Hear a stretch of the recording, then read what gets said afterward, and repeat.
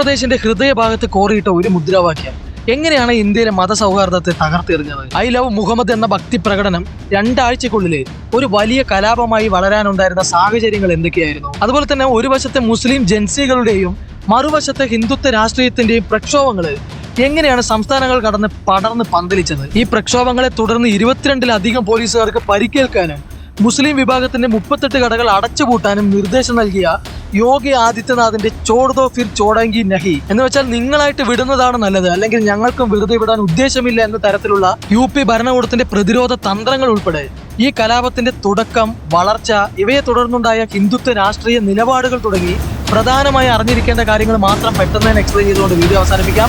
ഇതുപോലുള്ള ലേറ്റസ്റ്റ് അപ്ഡേറ്റ്സിനായിട്ട് ഈ ചാനൽ ഇപ്പോൾ തന്നെ സബ്സ്ക്രൈബ് ചെയ്യുക.